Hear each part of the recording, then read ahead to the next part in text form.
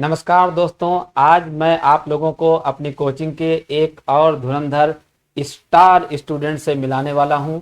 इनका नाम है नीरज तिवारी जी और इनकी खूबी ये है कि इन्होंने पहले ही अटेम्प्ट में एसएससी सीजीएल में ऑडिटर की पोस्ट हासिल की। तो नीरज जी, आपको मेरी तरफ से बहुत बहुत बधाई कि आपने इतने कम समय में अपना सिलेक्शन लिया। तो सबसे पहला तो मेरा यही कॉमन सा क्वेश्चन है कि आप अपनी सफलता का श्रेय किन व्यक्तियों को देना चाहेंगे? सर, मैं अपनी सफलता का श्रेय सबसे पहले अपने परिवार को और खासकर अपने पापा बाबा को देना चाहते हैं, क्योंकि उन्होंने ऐसा मुझे सपोर्ट किया है कि कभी मेरे ऊपर प्रेशर नहीं आने दिया।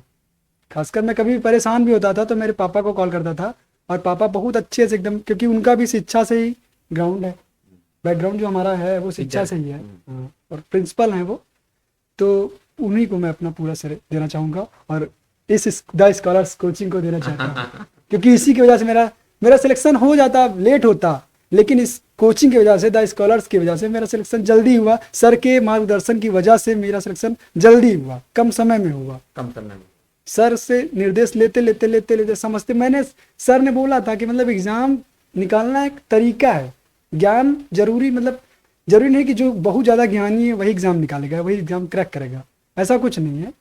एक तरीका होता है, वो तरीका मैंने सर से जाना।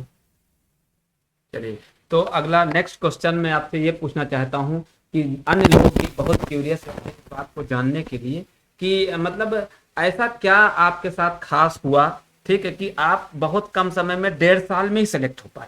तो मैं चाहता हूं कि बाकी के स्टूडेंट भी जाने और समझें कि कैसे 1.5 साल में या 1 से 1.5 साल के बीच में कम समय में सिलेक्शन किया जा सकता है। तो आप क्या मानते हैं, तो बाकी लोगों को भी बताएं ताकि अन्य मेरे स्टूडेंट भी उसको समझ सकें और जल्दी से जल्दी फटाफट वो भी सेलेक्ट हो सके। सर, मैंने एक ही बात में जान पाया हूँ, जो कंटिन्यू निरंतरता होनी चाहिए, निरंतरता और सही मार्गदर्शन आपको द स्कॉलर से या सर देंगे जैसे मुझे दिया है, और निरंतरता खुद से जो हार्ड वर्क होता है, लगातार मेहनत करते हुए सर का मार्गदर्शन लेते हुए मैं यहाँ तक पहुँचा हूँ। तो अभी एक खास बात इनके साथ रही कि इनके पिताजी का विशेष इनके ऊपर सहयोग रहा कि आपने कभी भी प्रेशर अपने ऊपर आने नहीं दिया।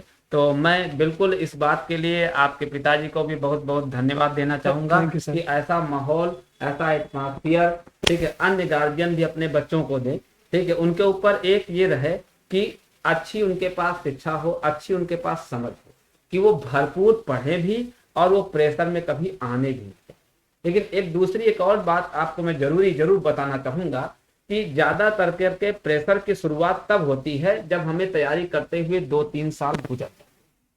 तो जिन बच्चों को 2 से 3 साल के अंदर जॉब नहीं मिल पाती है, उनके ऊपर प्रेशर जमना शुरू होता है। तो बेहतर यह है कि अगर शुरुआत में ही हम पूरी ताकत लगा करके पढ़ें तो नीरज की जैसे 1 से 1.5 साल में ही रिजल्ट देकर निकल जाएंगे, जान ही नहीं पाएंगे कि प्रेशर किस चिड़िया का नाम।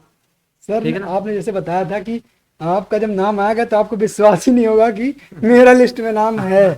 अच्छा, तुम्हारा सिलेक्शन हुआ तो तुमको विश्वास नहीं? कई बार मैंने उसको जूम करके देखा कि मेरा ही नाम है वो। फिर अपनी डीओपी चेक की, तब मुझे पता चला कि हाँ, बिल्कुल ऐसा ही होता है। जब और आपने बोला भी था, पहले ही बोला था, क्लास में बोला करते थे कि जब तुम्हारा सिलेक्शन होना होगा तब तुम्हें विश्वास भी नहीं होगा तो कि मेरा सिलेक्शन हो गया। कोई बताएगा तो बताओ कि मजाक कर रहे हैं।